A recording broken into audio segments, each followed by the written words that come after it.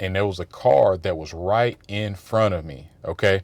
So as I'm coming up to the red light, I'm braking, I'm braking, then thing, I hear this like, uh-oh, and I'm pushing the brakes down, and my foot go all the way down to the floor, and I'm still rolling. I'm like, oh snap, and I caught it just in time. This is the most expensive mistake that I made owning my Mercedes Sprinter Cargo van. It had nothing to do with the engine or the transmission. It cost me about $4,000, and I almost had a really, really bad wreck. Now, this had everything to do with timing. And this is one of those situations to where you can only learn this the hard way, but I'm here to teach you this lesson. Okay? So it had nothing to do with me being negligent and putting other people at risk. Again, this was all due to timing. This is during COVID, and COVID was just very, very chaotic. Okay. People were getting paid not to work. People were mad for coming to work, even though that they were getting paid extra. A lot of internal issues that was going on in the shops at the time. So I was doing my job, calling around locally, trying to get my brakes done. Okay, so I needed some brakes. I knew that it was time for me to get my brakes done, and so I'm scheduling out, and appointments kept getting pushed back, pushed back, pushed back, and I'm like, okay, well, I'll call another place. Push back, push back, push back. So all the shops around town, they were a week, 2 weeks out, and then when it was your time to get it done, we got internal issues. And one of the most reliable, and these were a lot of independent shops, even the local dealership, they were backed up for about 2 weeks. And this wasn't the dealership in Birmingham. This was before I even knew about them, and started to migrate up there to get my work done. So the situation that I was in, I'm working because I'm still being active. My clients still needed me, and I'm doing local delivery, but I'm also riding around with bad brakes. Okay, well, I needed a brake, my brake pads replaced, and getting some new ones, right? So this is very, very bad. The timing of all of this was just awful. So Mercedes, the local dealership, they end up calling me and say, hey, we can get you in Monday. So I'm like, cool, all right. There was a big storm that happened. It was a heavy rain, thunderstorm that we had on the weekend. And usually I am very, very busy on the weekend. So I'm like, okay, I just got to survive this weekend. So they told me they can get me early Monday. So Saturday hits, I'm out doing deliveries, really, really bad storm, and I'm getting ready to come up to a red light. And there was a car that was right in front of me. Okay. So as I'm coming up to the red light, I'm braking, then thing, I hear this like, uh-oh, and I'm pushing the brakes down, and my foot go all the way down to the floor, and I'm still rolling. I'm like, oh snap, and I caught it just in time. I went from like noticing that my brakes are gone, and then boom, my survival instincts hit in, and that emergency brake saved me and the individual that was in front of me. Now, the individual that was in front of me, they had a very, very small car. So if I would have hit that individual would have went onto the road. There was an 18-wheeler coming because they had the right of way, and he was just, he had the right of way. And that would have just been very, very, very, very bad. Okay. And this was all at nighttime too, and it was just raining. And so yeah, everything was done. My calipers, brakes, rotors. It was a really really bad night. So what I did was I ended up driving back home. I shut everything down, and so what I had to do, I would just drive around real slow. I turned my hazards on, and as what I would do, I kept using my emergency brake when I had to come to a stop if I needed to. And I don't think, luckily, I didn't need to make any stops because I was just driving so slow and I had my hazards and stuff on. So I did not know how bad it was. Okay. So the next morning, I was able to take it to a shop. This is all on the weekend, right? The majority of shops were closed or they didn't want to work. And so I was able to get to this one shop. They were open. They said, hey, you can come here. We can take care of you.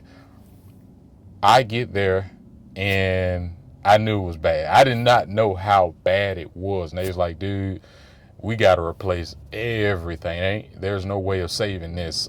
So I needed to get the calipers, brakes, rotors, and let me see, was there something else that I needed? Oh, and also a brake flush. So, and at this time, they didn't have the calipers. They can get the brakes, the rotors, and they can do the brake flush as well.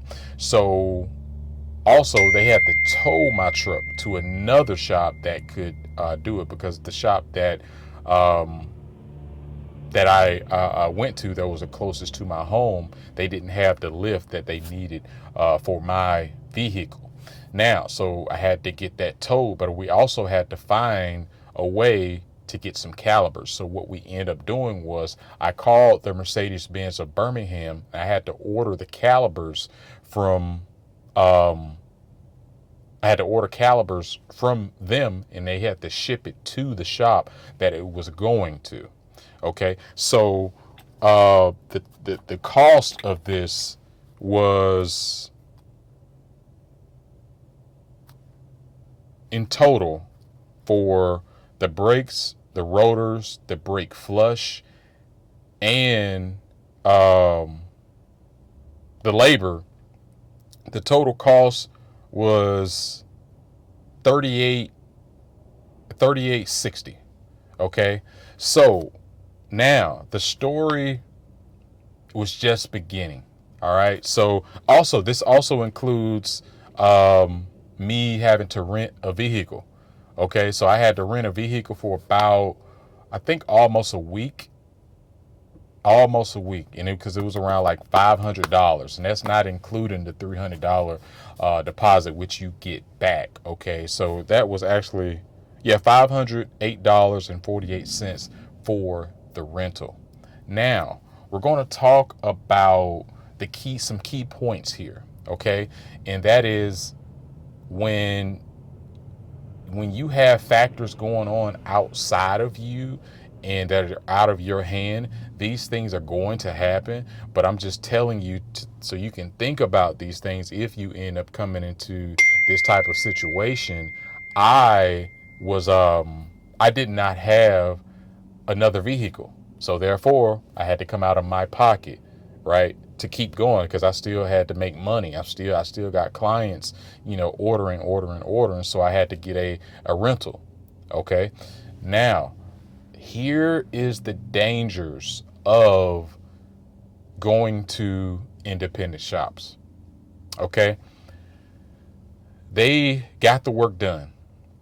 The first bad sign, I checked the truck. I'm walking around. It's like, hey, everything is good. So I get into the back of my Sprinter van, and I noticed it was like this little puddle. So there was fluids in the back of my my Sprinter van. I'm like, what in the world is this? So the guys are very sloppy, very unprofessional. and I had to clean up everything, and I, had some words with the staff, and I walked out. First red flag. Now, as I'm getting back on the road, I'm hearing some squealing sounds from the brakes, and I'm like, hold on. I just got some brand new brakes, brand new rotors, brand new calipers. Why am I hearing a squealing sound? And I was like, well, maybe, it's just, within time, it'll go away. It did not go away. It sounded um, like like a rock or something was stuck, so I would take it to other shops when I had the opportunity to stop to find out if, what was going on, and they couldn't figure it out. So I kept rolling, and I eventually started to notice the difference when I would brake. Okay, so every time that I would brake, it took longer to brake. So I'm like, I have a serious issue. So I started to call the shop um, that did the work, and I'm like, hey, we got a problem.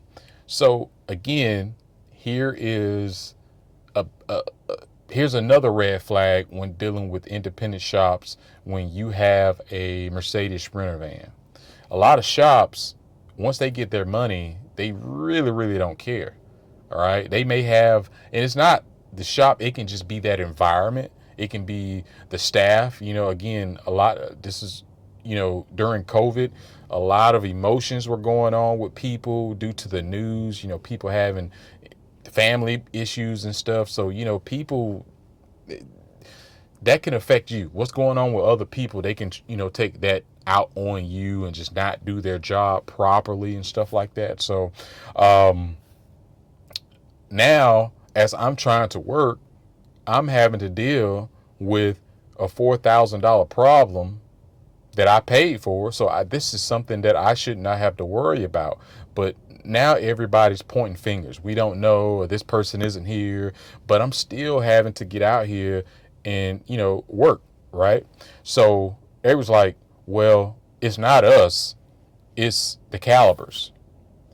So I'm like, all right, maybe it's the calibers. And I'm like, I bought these brand new, so I had to call Mercedes and the one in Birmingham. I'm like, hey, I had to get some calibers from you all, and they're saying that the calibers aren't functioning properly, which are causing problems for me. And they was like, well, hey, if you're saying that, and then the shop that you got it done at is saying that, just bring it up here and we'll see what's going on with them. So again, this is loss of revenue in downtime. All right, I just spent $4,000. Now I'm having to shut down, go an hour away, let them do their thing, and they end up finding out that the calibers are perfect. They work very well. There's nothing wrong with the calibers. So they did tell me, they was like, hey, your brakes, your brake hoses, they weren't connected well. They did a really, really bad job of applying they did a really, really bad job with the hoses, and it was something else. I'm trying to think of what it is as I'm continuing to talk, that maybe it'll come to me. And that's what they found out. So she said, it's not on us. The calibers work well. This was just a bad brake job by that independent local shop that you took it to. And so I get my vehicle, head back to town. I go to them, and we going back and forth again. They didn't want to own up to it, because again, people, when dealing with people, it's very, very complicated when they aren't being professional. All right. So you would think things in life could be just very, very simple. Like, hey, I got a problem, I have money, fix my problem. Humans don't work like that. Okay. So they was like, okay, we'll we'll look at it, and I had to pay them for the labor. They didn't charge me for the new brakes and rotors. And so again, there was still even though they fixed everything, there was still something that wasn't right, right? So it was a lot better, but something was not right.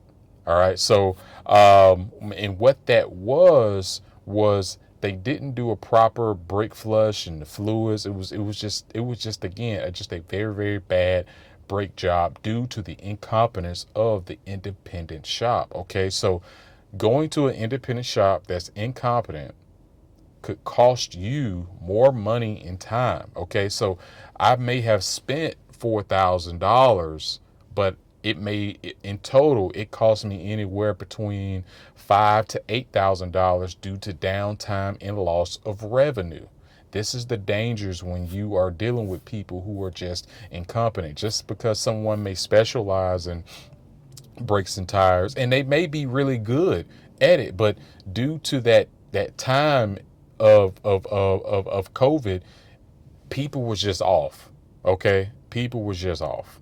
All right, so and people just didn't care, and I dealt with that. I talked to you all about when I had to hire people, and it was just around this time during COVID. I was trying to hire people, and I ended up finding out that a lot of people, they just didn't want to work, but they was coming to interviews because I think in my state, if you came to an interview, you would get paid that week. All right. So it was some stuff that I didn't even know that was going on. I did over, I don't know how many interviews I did. I probably did a few hundred interviews, but everybody came to interview with me just to get paid. All right. So I didn't know until one of the Panera employees ended up informing me like, hey man, I think you're being scammed.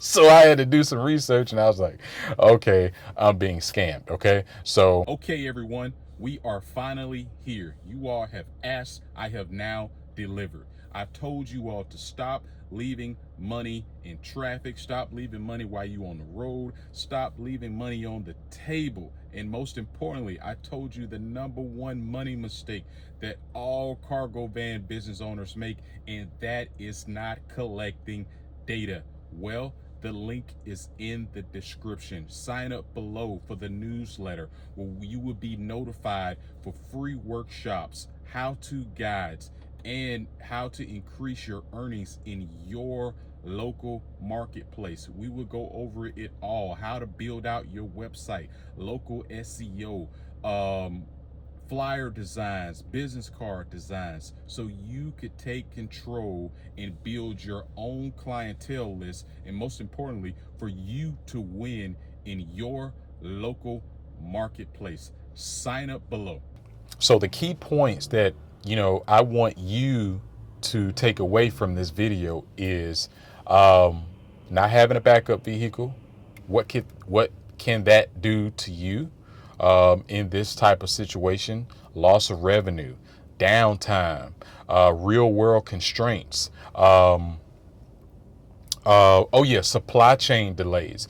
All of these things can affect you when you have a problem. Not saying that it's going to always be like this. I'm just telling you that it could happen. And just because people are good at their job, when you have that real world chaos going on, we're human. Humans are vulnerable. Okay, so that could affect you, and it could affect your business. Okay, and it could cause you to go into this downward spiral. But I'm just letting you know what to look out for. And if you get your calipers and brakes and rotors done,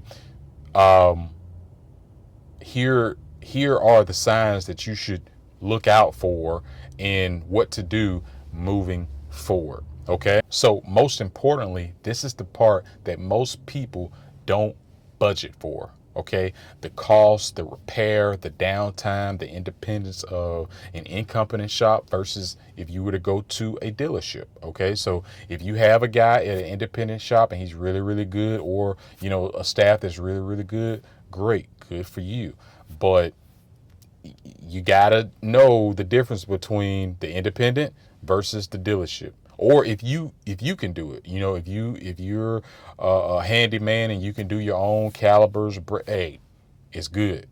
It's all good. But I'm not someone who could do calibers and brakes and rotors. I'm the type of person that's on the road hustling, running a business, dealing with customers, and trying to keep things coming in. So I'm the person that just drops something off. Hey, how much time did I got?